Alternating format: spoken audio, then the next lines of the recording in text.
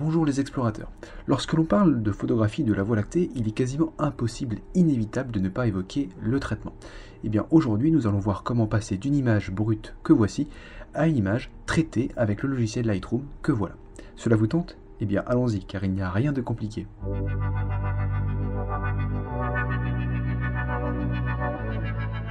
Voilà, nous lançons donc le logiciel Lightroom, peu importe d'ailleurs la version que vous utilisez, que ce soit la version 4, 5 ou même la dernière version, la version 6, toutes celles-ci marcheront pour le traitement que l'on va faire tout de suite. Et c'est cette image qui nous servira d'exemple tout au long de ce tutoriel. Alors petite remarque à part, je n'aime pas vraiment parler de tutoriel car pour moi, un tutoriel c'est un processus applicable à chaque cas de figure de manière universelle. Or, pour des photos de la Voie lactée, malheureusement, on ne pourra jamais effectuer le même traitement à chaque fois, notamment à cause des différents types de boîtiers réflexes et d'objectifs que vous utilisez, des différents paramètres de prise de vue, et aussi à cause de la qualité du ciel au moment où vous prenez la photo qui ne sera jamais identique. Bref, tout ça pour vous dire que le traitement de mon image que l'on a sous les yeux actuellement sera un cas pratique pour vous, et je ferai des points méthodes, des points conseils tout au long de ce tutoriel pour vous aider à traiter votre photo de la Voie lactée sur Lightroom. Alors rapidement concernant les caractéristiques de cette image, j'ai pris cette Voie lactée fin août 2017 depuis la ville de Lucin-Sauveur dans les Hautes-Pyrénées, pas très loin d'ailleurs du pic du Midi. Ça a été fait sur un trépied standard, un trépied simple, une photo de 15 secondes d'exposition prise avec un Canon 700D et avec un objectif Sigma 18-35 qui ouvre à f1.8 et avec une sensibilité ISO de 1600. Alors on remarque qu'il y a un énorme halo de pollution lumineuse et d'humidité au-dessus de la ville qui gêne un petit peu pour la Voie lactée. Eh bien ça sera vraiment l'objectif de ce traitement, de ce tutoriel, c'est de réduire au maximum cette pollution lumineuse et de redonner toute la beauté du ciel et de la Voie lactée. C'est parti, on s'y colle. Alors on peut déjà se mettre à l'aise dans Lightroom, c'est-à-dire de réduire toutes les fenêtres latérales qui ne nous intéressent pas pour le moment. Et on va juste fixer la fenêtre de droite, bien sûr, la fenêtre de traitement, très utile pour ce tutoriel. Alors avant même de commencer le traitement pur et dur de l'image, on va se rendre dans l'onglet correction de l'objectif pour corriger toutes les aberrations causées par l'optique utilisée, votre objectif donc. Vous allez activer le profil de correction, sélectionner la marque de votre objectif, ici c'est un Sigma que j'ai utilisé. Normalement le modèle est présélectionné déjà automatiquement parmi un riche catalogue d'objectifs. Et juste le point négatif de Lightroom, c'est qu'il a tendance à surcorriger le vignettage. C'est-à-dire qu'en fait, le vignettage qui apparaît noir sur les coins de l'image, en le corrigeant, normalement, on ne devrait plus avoir cette nuance de noir qui est plus sombre par rapport au reste de l'image. Mais en fait, Lightroom corrige trop, c'est-à-dire que les coins sont même plus lumineux que le reste de l'image. Donc je vous invite à réduire ce curseur-là, peut-être 80, 85, ça peut être bien. Et ensuite, on va aller dans couleur pour supprimer l'aberration chromatique. L'aberration chromatique, c'est vraiment une aberration dérangeante, toujours en bordure de champ, sur les étoiles. C'est vraiment visible sur les étoiles, ça se manifeste sous la forme d'un halo bleu, violet, ça peut être vert aussi des fois. Et on va supprimer donc cette aberration. C'est bon, on n'a plus à revenir dans cette fenêtre, on n'a pas oublié de corriger l'objectif, donc ça, au moins, on est sûr que ça va fonctionner. Ensuite, alors une notion clé, une méthode que je vous conseille, c'est que pendant votre traitement de la Voie lactée, vous allez uniquement vous focaliser sur le ciel et la Voie lactée. Donc en fait, toutes les modifications générales sur l'image que vous allez effectuer, vous allez simplement voir leur impact sur le ciel et pas sur le premier plan. Parce que le premier plan, en fait, on va pouvoir y revenir tout simplement juste après en faisant des réglages locaux. Donc en fait, on va modifier l'image en se concentrant uniquement sur le ciel. Voilà, j'insiste vraiment là-dessus. Alors, pour commencer le traitement, on va déjà essayer d'équilibrer le ciel, c'est-à-dire à le rendre le plus neutre possible. Parce que si on remarque bien, là, on voit que l'image est un petit peu, le ciel est un petit peu orange dû à la pollution lumineuse, et on va essayer de supprimer cette dominante orange. Alors pour ça, pour équilibrer le fond de ciel, je vous invite à sursaturer volontairement l'image, avec beaucoup de saturation et beaucoup de vibrance aussi, et on va remarquer quelle couleur se manifeste dans le ciel, quelle couleur est la plus dominante. Donc là on remarque que c'est le orange, le jaune, donc on va aller tout simplement dans le curseur température et on va aller à la couleur opposée au jaune, c'est-à-dire le bleu. Donc on va refroidir l'image. pour avoir un ciel le plus sombre, le plus noir, voire bleu nuit possible. Voilà. Alors j'ai remarqué qu'une valeur qui marchait bien, enfin assez souvent, c'est la valeur 3300 Kelvin. Donc on va la rentrer. Donc on voit que le ciel est un peu magenta, un peu violet, un peu bleu. Mais c'est pas grave puisqu'on va pouvoir compenser cette dominante en allant dans le vert. En réduisant le magenta, hop, on va aller dans le vert, dans les négatifs. Moins 13, ça peut être intéressant. Voilà, donc on remarque toujours qu'il y a une dominante légère dans le bleu, mais c'est moins dérangeant qu'une dominante orange qui fait penser à la pollution lumineuse. Et surtout qu'il ne faut pas oublier qu'on a sursaturé l'image. Donc si on enlève la saturation, on remarque que le ciel est beaucoup plus agréable, beaucoup plus naturel en fait. On a enlevé en quelque sorte le halo de pollution lumineuse et d'humidité qui nous gênait sur la Voie lactée. Voilà, donc la couleur c'est vraiment important. C'est un point sur lequel je consacre beaucoup de temps sur le traitement parce que pour moi c'est important d'avoir une Voie lactée qui respecte un petit peu les normes en fait, qui respecte sa couleur originale captée par un appareil photo dans un ciel pur. Voilà, donc là on va se rapprocher en fait d'une Voie lactée telle qu'elle est observée, telle qu'elle est photographiée dans un ciel dépourvu de pollution lumineuse. J'aime bien cette notion là. Donc voilà. Voici, enfin, on a fini pour la parenthèse et maintenant on va passer au traitement global de l'image et on va augmenter par exemple le contraste, on va voir qu'est-ce qui se passe, ne pas l'augmenter de trop parce que ça augmente le bruit numérique. Voilà, 25 ça peut être bien. On va réduire l'exposition générale de l'image parce que j'ai remarqué que le ciel était un petit peu trop lumineux, hein. C'est pas vraiment super joli non plus. Les hautes lumières, on regarde qu'est-ce qui se passe, mais ça n'a pas beaucoup d'impact sur le ciel. Peut-être augmenter légèrement, non, on va baisser. Voilà, les ombres. Alors les ombres en général, ça permet d'assombrir un petit peu le ciel également. Mais je remarque ici qu'il y a une partie plus sombre du ciel que sur le reste de l'image. Donc pour cela, pour avoir un ciel plus homogène, avec une luminosité homogène, on va utiliser le filtre gradué, hop, que l'on va dessiner, enfin on va le diriger vers le bas, et on va l'étendre un petit peu pour avoir comment dire, une évolution progressive, voilà, du filtre. Et on va augmenter l'exposition légèrement comme ça. Ok, c'est bon. C'était juste pour homogénéiser le ciel.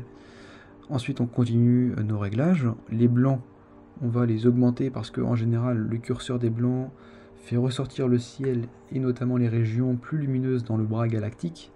C'est assez utile comme curseur. Les noirs, on peut les diminuer pour faire ressortir le contraste. Voilà, moins 39, c'est bien, pas plus, parce que sinon là on voit bien que le bruit augmente. Et d'ailleurs, en parlant de bruit, puisqu'on le voit assez bien ici sur la fenêtre, on va directement se diriger vers l'onglet réduction du bruit, c'est-à-dire dans l'onglet détail, vous avez tout un tas de réglages et on va augmenter la luminance pour réduire le bruit numérique. En général, on prend une valeur, enfin je prends une valeur entre 5 et 20, parce que si on augmente cette valeur, en fait, ça ressemble un petit peu à une compression d'image. On va réduire le nombre d'étoiles et c'est pas vraiment très esthétique. Alors si vous voulez vraiment un outil puissant pour réduire le bruit numérique, il faut utiliser le logiciel DxO Optics Pro, un logiciel d'ailleurs dans lequel je reviendrai, enfin je ferai peut-être certainement un tutoriel sur DxO Optics. Mais bien sûr il est payant, donc on va se contenter pour l'instant de Lightroom, c'est déjà pas mal. Ensuite vous avez le curseur couleur ici qui permet en fait de réduire un bruit particulier, je crois que ça s'appelle la chrominance, c'est-à-dire que vous avez des pixels, si on le met à 0 volontairement ici, vous allez avoir des pixels verts et magenta qui vont apparaître, et ça il me semble que c'est assimilable au bruit de lecture.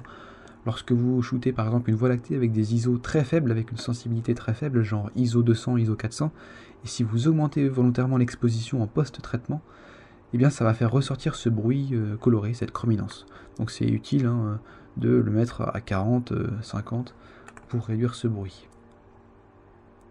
Voilà, on va revenir à l'image initiale, si Lightroom veut bien, voilà, petit problème technique. Et ensuite on revient à nos réglages qu'on faisait juste avant. On arrive au curseur clarté. Alors le curseur clarté, il était génial, enfin je le trouvais génial quand j'ai commencé à traiter la Voie lactée, puisque pour moi ça faisait ressortir vraiment bien la Voie lactée, c'était magique, c'était super beau. Mais avec l'expérience je me suis aperçu que ça augmentait considérablement le bruit numérique. Ça augmente un petit peu la granulation de l'image et c'est pas vraiment joli. Quand vous publiez l'image après, on s'aperçoit vite que ça a été un petit peu compressé, l'image a été vraiment massacrée en quelque sorte. Et donc je me contente maintenant d'un petit réglage entre 5 et 20 maximum. Parce qu'après on pourra retoucher à la clarté localement sur la Voie lactée. On va pouvoir passer maintenant à la saturation. Alors bien sûr on peut l'ajouter, on peut ajouter un peu de saturation, ça peut être très sympa. Pas trop non plus, puisque après on pourra revenir sur le ciel indépendamment. On arrive maintenant aux courbes de tonalité, des tonalités, et un de mes curseurs préférés dans Lightroom pour traiter la Voie lactée, ce sont les tons clairs. Parce qu'avec ce curseur-là, ça marche quasiment à chaque fois. Vous allez pouvoir faire ressortir la Voie lactée de manière assez exceptionnelle, entre guillemets, et ça fait vraiment bien ressortir le centre de la Voie lactée. Ici, là, avec cette région très lumineuse. Alors on peut jouer aussi avec les hautes lumières qui vont faire ressortir vraiment le cœur, mais c'est un peu plus subtil. En tout cas, les tons clairs, c'est vraiment magique. Alors, comme je vous l'ai dit, on s'occupera du premier plan après, même si on voit que le premier plan est surexposé, on pourra le traiter séparément juste après. Les tons sombres, on peut éventuellement les réduire légèrement, ainsi que les ombres. Ça permet d'avoir plus de contraste. On arrive ensuite aux curseurs de couleurs qui sont indépendants. Donc en fait pour chaque couleur on a des curseurs de saturation, de luminance qui agissent indépendamment les uns des autres. Et il y a deux couleurs qui nous intéressent principalement lorsqu'on traite la Voie lactée, ce sont les couleurs oui, orange et jaune. Pourquoi? Parce que quand vous avez par exemple une image de la Voie lactée avec un halo de pollution lumineuse en dessous là à l'horizon, c'est très gênant. Et vous allez pouvoir traiter la couleur jaune qui est assez caractéristique de la pollution lumineuse. Vous allez pouvoir la traiter donc séparément des autres couleurs en réduisant la saturation et la luminance. Donc on va réduire l'effet de la pollution lumineuse en baissant la saturation et en obscurant, enfin en rendant la pollution lumineuse beaucoup plus obscure, beaucoup plus sombre et moins visible du coup avec la luminance. Bon, ici il n'y a pas beaucoup de pollution lumineuse en fait qui est très visible et très distincte. Donc du coup, il n'y a pas beaucoup d'effet là-dessus. Vous avez aussi le curseur orange qui peut servir aussi pour la pollution lumineuse, mais il faut faire attention parce que le orange, il y en a aussi dans la Voie lactée, dans le ciel, et donc ça désature aussi le ciel, donc il faut faire attention de ne pas mélanger toutes les couleurs, le ciel et le premier plan. Ensuite, on arrive au virage partiel. Alors les virages partiels, en fait, ce sont des traitements distincts des hautes lumières et des hautes lumières, et on va pouvoir en fait donner une couleur dominante pour les hautes lumières et une couleur ou une teinte dominante pour les basses lumières. Ça peut être utile lorsque vous avez un fond de ciel qui ne vous plaît pas encore, même si vous avez fait les réglages de couleur juste avant.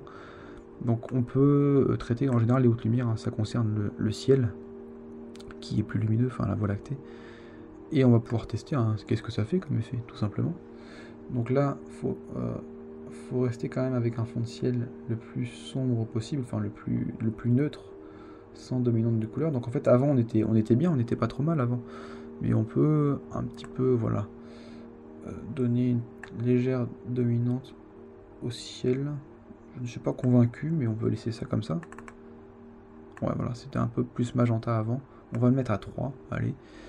Et les ombres ici, il n'y en a pas vraiment besoin, mais ça peut être utile pour vous par exemple. Voilà, je crois qu'on a terminé donc les réglages généraux, les réglages globaux de l'image. Et on va pouvoir maintenant s'attaquer aux finitions du ciel d'abord, aux finitions de la Voie lactée, et ensuite on va pouvoir traiter le premier plan. Donc là on va sélectionner l'outil pinceau, avec un pinceau assez puissant, avec un débit de 100, une densité de 100, et un contour progressif qui est assez conséquent, hein, pour pouvoir avoir une transition plus jolie, plus esthétique. Donc là on peut même augmenter la taille, voilà. On va sélectionner tout le ciel, toute la Voie lactée, toutes les étoiles, mais uniquement le ciel. Hop, voilà. On sélectionne tout ça. Et voilà. Donc là, on va pouvoir faire les finitions en fait sur le ciel, même si on l'a traité juste avant. On va pouvoir agir sur le ciel et pas sur le premier plan. Donc on peut augmenter le contraste, par exemple. Si on a une dominante sur le ciel, on peut aller plus dans le bleu ou plus dans le jaune, par exemple. Alors, j'aimerais bien aller plus dans le bleu, comme ça peut être sympa. à -2. On n'a pas vraiment de dominante verte ou magenta, donc on n'en a pas besoin. Les hautes lumières, pourquoi pas. Pourquoi pas, oui. Les ombres, non. La clarté, là, vous pouvez ajouter un petit peu de clarté hein, sur le ciel. Sur les étoiles, mais pas trop, hein, parce que ça fait ressortir un petit peu de grain. D'ailleurs, on va pas le mettre à beaucoup. Et la saturation, on peut éventuellement y toucher. Pas forcément. On le fera juste après sur la Voie lactée uniquement. Voilà, donc c'était un petit réglage en fait qui n'est pas vraiment nécessaire. C'est juste une finition sur le ciel. Et maintenant, on passe à la deuxième phase, c'est le traitement du premier plan. Vous allez pouvoir sélectionner avec le même pinceau que tout à l'heure, un pinceau avec un débit maximum et une densité maximale. On va pouvoir sélectionner tout le premier plan. Alors il faut éviter de déborder hein, sur le ciel, parce que sinon ça va se voir après sur le rendu final qu'on a traité indépendamment le premier plan du ciel. Voilà, il faut rester assez précis. Hop. Alors cette méthode elle marche bien lorsque vous avez un premier plan et un arrière-plan qui sont bien définis, bien délimités. Parce que si vous avez par exemple un arbre avec plein de branches au premier plan et la Voie lactée derrière, là pour passer le pinceau ça va être plus délicat. Mais sinon on n'est pas nécessaire de prendre un pinceau, hein. On peut traiter le ciel et le premier plan uniquement en utilisant les réglages généraux et en n'utilisant pas le pinceau bien sûr. Mais là c'est vraiment un tutoriel complet où je vous montre comment on peut traiter différemment le premier plan et l'arrière-plan. Alors on sélectionne tout le premier plan, là on peut baisser l'exposition parce que ça nous permettait de voir qu'est-ce qu'on avait sélectionné avec le pinceau. Et là bien sûr on a surexposé le premier plan tout à l'heure en traitant le ciel. Donc on va baisser les hautes lumières, baisser les ombres également. L'exposition, il faut faire attention parce que ça va être très franc. Hein, la délimitation entre les montagnes et le ciel, on voit bien que c'est anormalement sombre. Donc on va éviter de toucher l'exposition. La clarté, on n'en a pas besoin, ça va ajouter du bruit. La saturation, pas vraiment. On peut changer juste la dominante du premier plan. La couleur dominante du premier plan. Peut-être ou peut-être pas. On va la laisser comme ça, désolé. Et voilà, on a terminé, donc on a vraiment baissé l'exposition du premier plan, c'est assez sympa. Et on va maintenant sélectionner la Voie lactée uniquement ici. Voilà, on sélectionne la Voie lactée indépendamment du ciel. Et on va prendre par contre, désolé, mais on va prendre un pinceau plus délicat, plus soft, plus doux. Voilà. Hop. Et voilà. On a sélectionné la Voie lactée. Alors, on va baisser l'exposition aussi. Alors, ce qu'on peut faire ici, puisque ce sont des finitions, on peut agir légèrement sur les hautes lumières, sur la saturation ici, puisqu'on va agir uniquement sur la Voie lactée. Ça peut être sympa. Voilà, et peut-être la température. Voilà, je pense que c'est tout ce qu'on peut faire. Si on ajoute un petit peu d'exposition, ça va être trop visible. Donc à la limite, on peut ajouter, mais vraiment une toute petite valeur. 0,05 par exemple. Voilà, ça peut être bien. Intéressant. Donc voilà, je pense qu'on a quasiment terminé. Alors bien sûr, si le résultat ne vous plaît pas encore, si par exemple vous trouvez que le ciel est trop lumineux par rapport au premier plan, etc., vous pouvez reprendre le pinceau léger et sélectionner tout le ciel qui ne fait pas partie du bras galactique. Donc c'est-à-dire en fait l'inverse de ce qu'on a sélectionné tout de suite. On ne sélectionne pas la Voie lactée, on sélectionne tout le ciel sauf le bras galactique. Et on va volontairement descendre l'exposition pour avoir un ciel un peu plus sombre. Alors, je sais pas si ça rend très bien parce que j'ai pas un écran qui est vraiment calibré, mais ça permet d'assombrir un petit peu le ciel autour de la Voie lactée. Voilà, pas nécessaire, mais ça peut être utile. Ça peut être utile à savoir.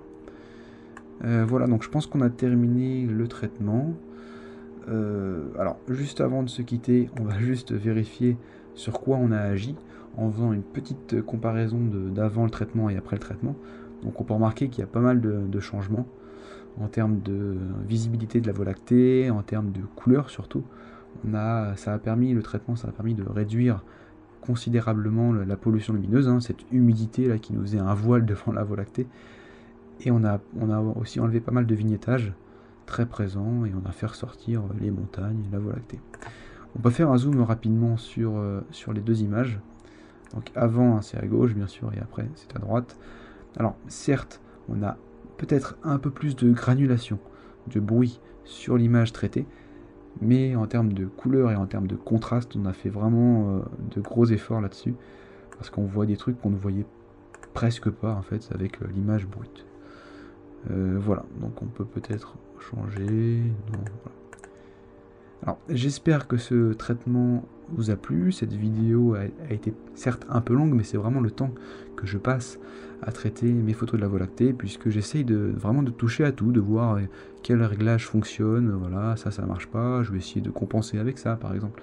Voilà, c'est vraiment du tâtonnement, mais bien sûr avec l'expérience vous allez voir que certains réglages marchent mieux que d'autres. Et il faut ne pas hésiter aussi à explorer toutes les capacités du logiciel. Hein, même les curseurs qui vous semblent un petit peu bizarres, là, il faut essayer d'y toucher et on peut vraiment obtenir des résultats assez sympas. En tout cas, c'est ce que j'en retire après plusieurs dizaines de traitements, enfin même plusieurs dizaines de traitements de la Voie lactée. C'est ce que j'en retire, c'est vraiment explorer un petit peu tous les curseurs qui sont présents sur Lightroom et vous allez voir que votre photo va être sympa à la fin. Ça vaut le coup d'investissement en fait. Voilà, le temps d'investissement surtout. Voilà, donc je vous dis à très bientôt. Je ferai certainement d'autres vidéos de traitement sur Lightroom avec différentes situations, différentes images, et même avec d'autres logiciels d'ailleurs. À très bientôt et gardez toujours les yeux levés vers le ciel. Salut!